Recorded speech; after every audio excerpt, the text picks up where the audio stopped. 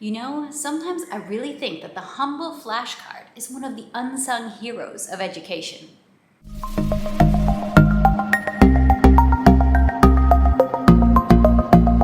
Hi, I am Rachel from 7 and All. I am a second-generation homeschooler, and today I am going to be sharing with you 5 active flashcard games and activities, some of my most used and most favorite flashcard activities, to give you inspiration of what can you do with these flashcards in your homeschool. The reality is that many children benefit from a great deal of repetition in their learning. There are simply some concepts that you just really need to repeat for children to be able to master. This can be letters of the alphabet, this can be numbers, this can be words of vocabulary in a second or in a third language. I use a lot of flashcards in my homeschool. We use flashcards for our Chinese, flashcards for Spanish. We use all sorts of flashcards, but flashcards don't have to be boring. Some people think boring sitting around drilling through stacks of flashcards, but they really don't have to be that way. To me, the power of the flashcard is that it breaks information down into these small bite-sized chunks, just a little bit of information on a piece of paper, and it makes it movable, and it makes it something that you can interact with versus having a whole page with a lot of information that you have to read through. So I find flashcards to be very powerful tools, and I'm going to share with you 5 games that you can use with just about any type of flashcard and that you can adapt to be used with different ages.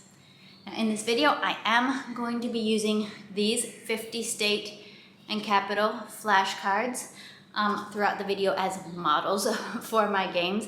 This set of flashcards specifically, all the illustrations were painted by my sister, and they are available for sale on my website.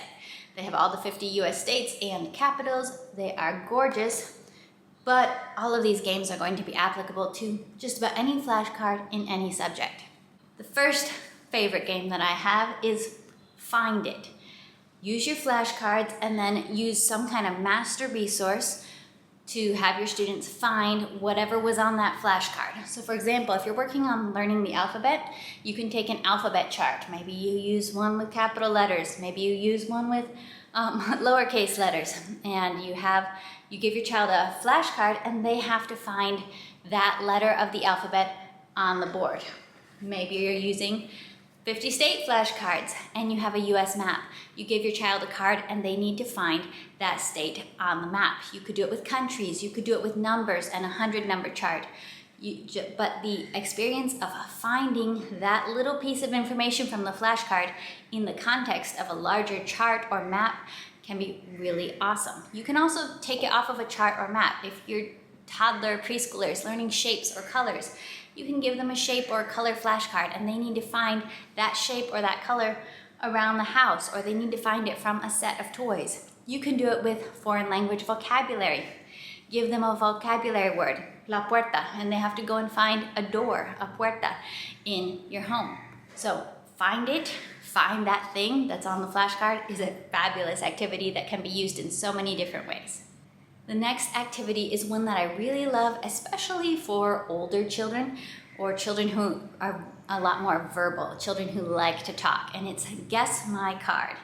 In this game, one person is holding a flashcard and they give clues to the other player in the game to ask them to guess what is on the card.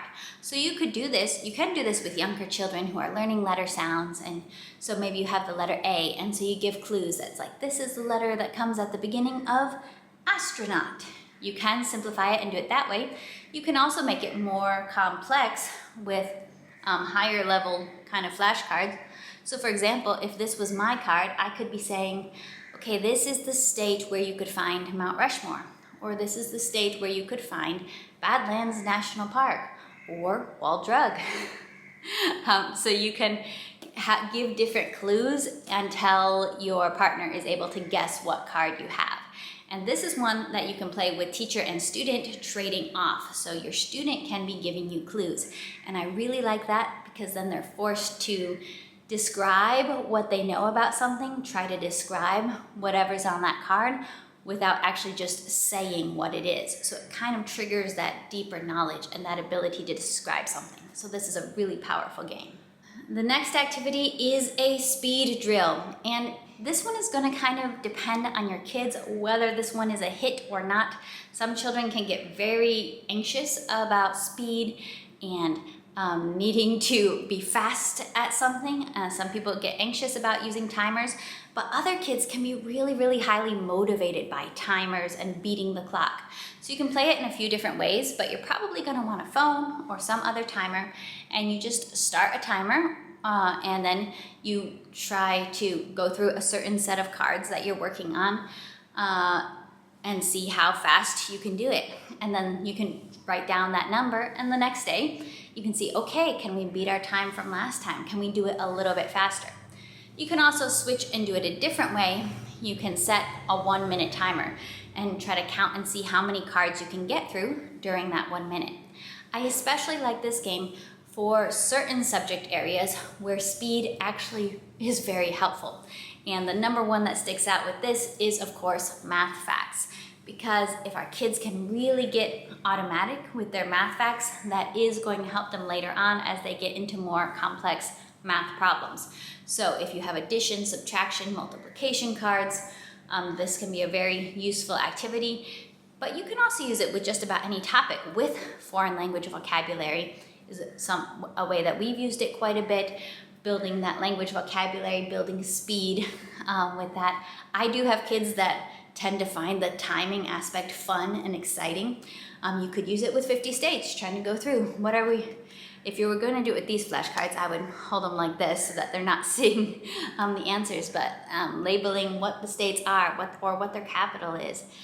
So you can do it with just about any different card, but I do think that this game is especially useful in math. The next game I want to mention is what I call Treasure Hunt. And this one is going to be probably most appropriate for your younger learners or your very high energy learners. So this is a good game to pull out when you're like, yeah, these children need to run around for a little while, but you still want to do some learning and give them some direction. It can be a very high energy game depending on how large of a space you play it in, but I will take flashcards and I'll hide them all around, maybe the downstairs of my house. I'll hide a certain number of cards. Do make sure that you as a teacher keep track of, okay, did I hide 10 cards, 15, 20? So that you know if all the cards get found. But hide a whole bunch of cards, then call your children in and say, okay, go and seek out and find all the treasures, the cards that I've hidden around here. It can be very fun, very high energy and exciting, but when they find each card and return it to you, do make sure that they identify what's on the card or they answer the question on the card. Whatever type of knowledge you're trying to work on, do make sure that you have them give you something verbal to show that, yes, I'm understanding the information on this card. We've played that game a lot with our gentle and classical memory statement cards, and I'll have my kids say the memory statements as they give them to me. But you can play it with a variety of different cards. The next game suggestion that I have is also extremely great for high energy children, for getting some energy out, using energy in learning, and that is target practice. So you can set up a small set of things you're working on. This is great if you're working on sight words. This is great if you're working on vocabulary words or just number identification. You could also do it with states. Maybe you're learning about 5 different states, and give them a bean bag. Ideally something that doesn't roll. It could be a Beanie Baby to something you can throw that won't roll away.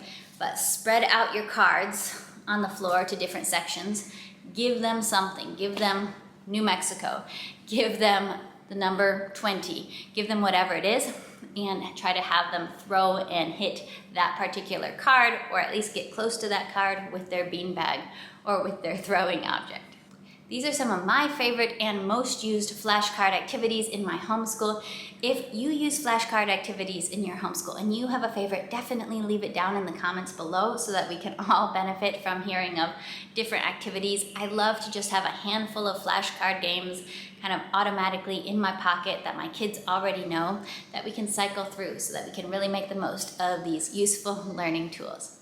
All right, I will be seeing you next time. And don't forget, if you are interested in a set of 50 state flashcards, if you're going through the 50 states geography this year, and you want to find these, you can find them for a very affordable price on my website, and I will link to that down below.